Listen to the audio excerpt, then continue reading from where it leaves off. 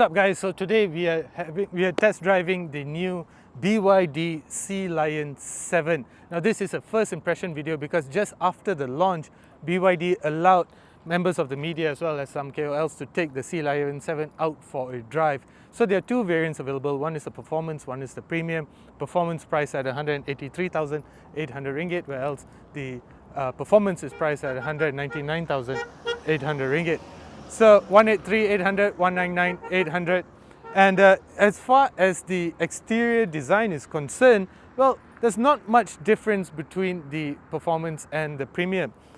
One thing though is the performance runs on larger 20-inch wheels wrapped with Michelin Pilot Sport EVs. Now you can distinguish this by the red caliper. Besides that, there's not much that is different. Of course, in terms of design, it's typical with the BYD design language. Now these are headlights that we've probably seen before with the seal and such. Now let's take a quick look at the back before we jump into the car.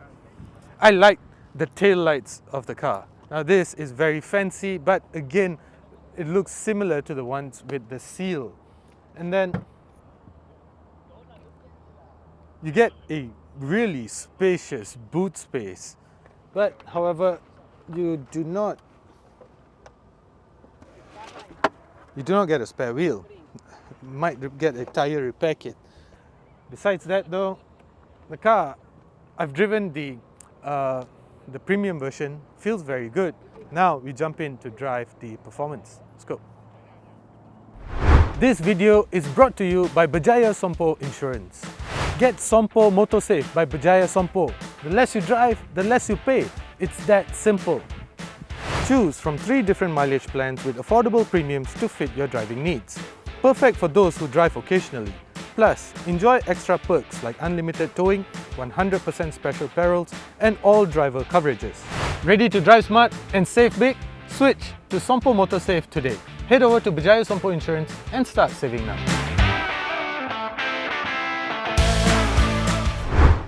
Alright, so behind the wheel of the BYD Sealion 7, newly launched today.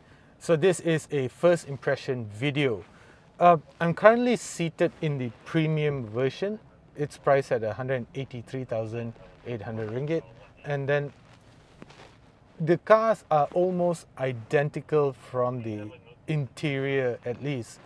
From the exterior, you can tell both apart from the wheels that they use.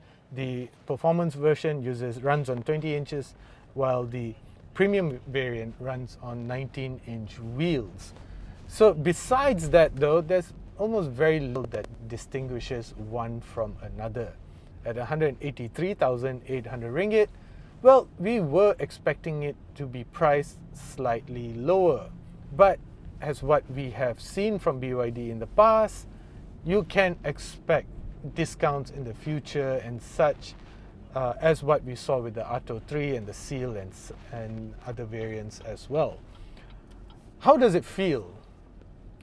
I think it feels good. There's no doubt that I think with all BYDs bar the Dolphin, the interior always feels like a good place to be. Gimmicky in some sense as well, because we have the rotating screen that makes a comeback in the Sealion 7 as well. The only problem that I have with this is that Apple CarPlay, when connected, only works when you have the screen in horizontal mode.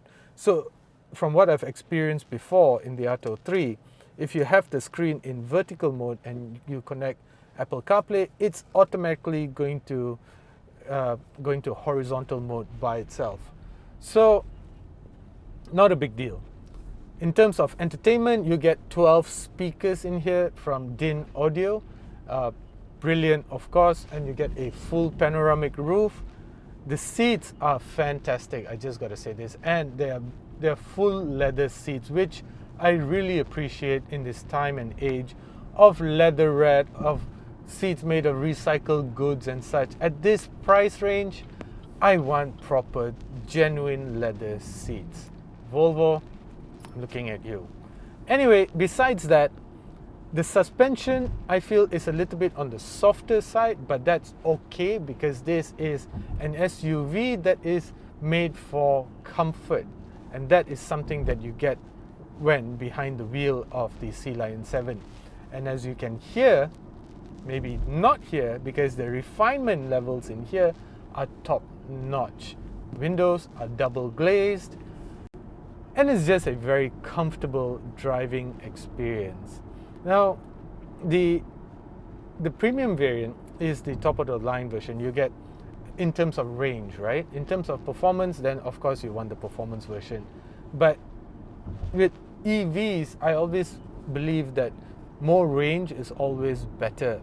But then again, distinguishing the premium from the performance is just very little range, because the premium version gets slightly over 560 kilometers, whereas the performance gets slightly over 540 kilometers on the NEDC cycle. Now, in the NEDC cycle, well, you got to give them some slack, because the real world range will probably be between 420 to 450 thereabouts.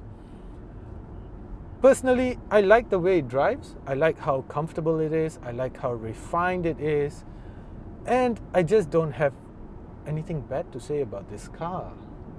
You get twin charge pads, and the other thing that I really appreciate about the Sealion 7 is that you get a proper full size, this looks like between 12 to 13 inches instrument cluster. Now, the ones on the Atto 3, for example, I haven't driven the M6, so I'm not quite sure about the M6. But the Atto 3 has a very small instrument cluster, which I don't quite like. But with the Sealion 7, you get a proper instrument cluster, and I appreciate that. Talking about refinement in the premium variant, now that we've taken on more speed, roughly about 120 kilometers per hour, now you get tire roar that intrudes back into the cabin a little bit. It's at an acceptable level, but it's still audible. You still hear it, and that's something that you might want to look out for when you are driving the BYD Sealion 7. I do expect this to be a little bit more audible when in the performance version, because that runs on bigger wheels with lower profile tires. I'll reserve my judgment until I achieve that, which I'm going to shortly. So soon we'll talk about the BYD Sealion 7 performance variant. So the interior of the performance version is identical to the one with the premium. The seats are super nice. You get a large screen. It rotates as well. And basically, if you sit in the performance and you sit in the premium, you won't be able to tell them apart from the interior. But the performance is the top of the line model, and it's promising to be astonishing in terms of, well, performance. You can't really argue against a 0 to 100 time of 4.5 seconds. Now, I'm looking forward to driving this. Let's go. So the great thing about the performance version is that you get to do stuff like this. Oh, super fun. Now the acceleration on the performance version is just brilliant. You feel the fats from the front of your face just moving towards the back of it. That's just super good. Anyway, they're almost, the performance and the premium version are almost identical from the inside. Even in terms of driving, well, of course, the performance feels a little bit more urgent.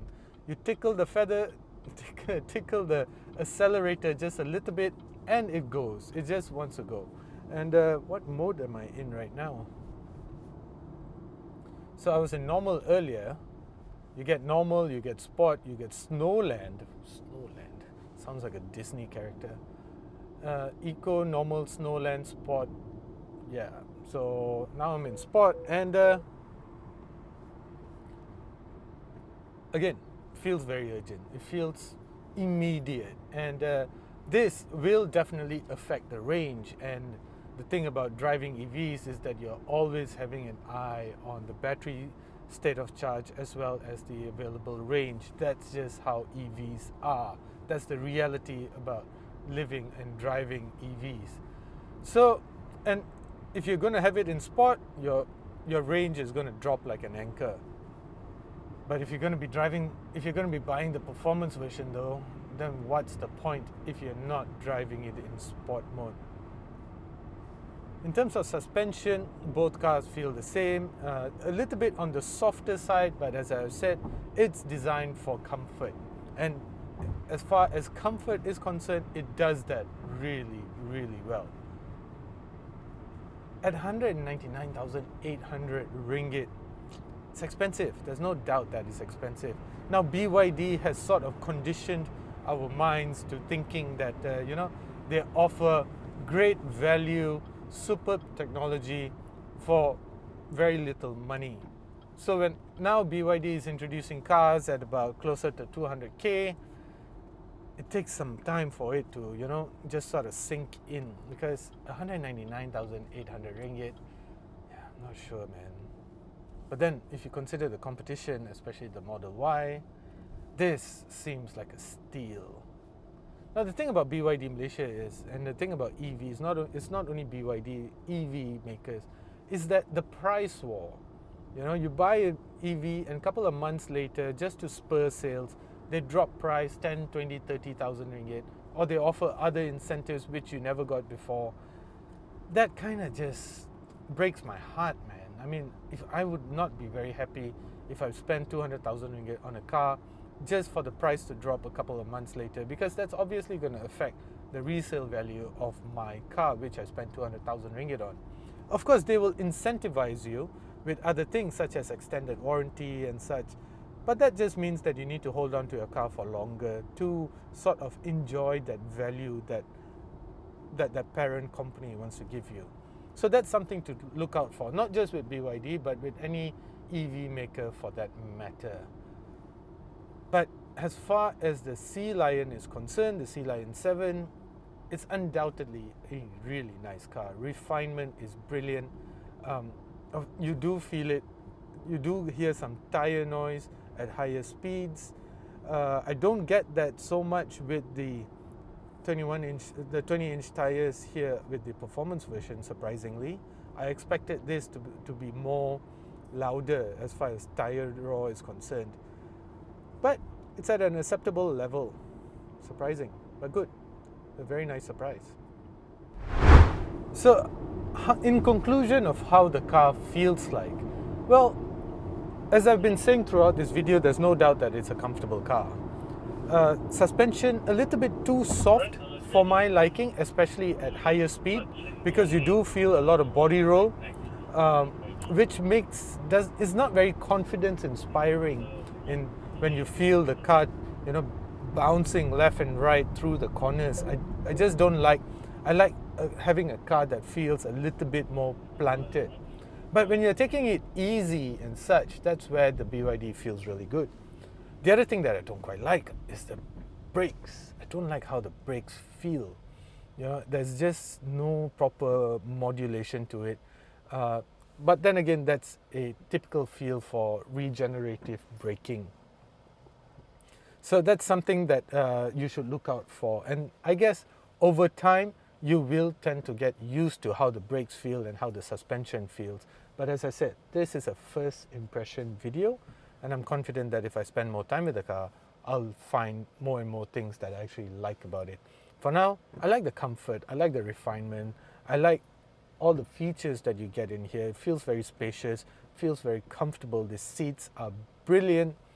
The price tag, look out for what I've said earlier, but besides all of that, it almost checks all the boxes. Alright guys, so as a conclusion, the BYD Sealion 7 is undoubtedly quite impressive. Just as a recap, there are two variants available. One is a premium version where you get 313 PS and 380 Newton meters, and one is the performance version where you get 530 PS and 619 Newton meters of torque. If you like performance, if you like exhilarating acceleration, that is the model that you want. Pricing, again, for the premium, 183, 800,000, 800 ringgit, and for the performance, it costs 199,800 ringgit. Thank you for watching, guys. Do let me know what you think about the BYD Sealion 7 and what you think about it as compared to the competition. Thank you for watching. As usual, do consider subscribing.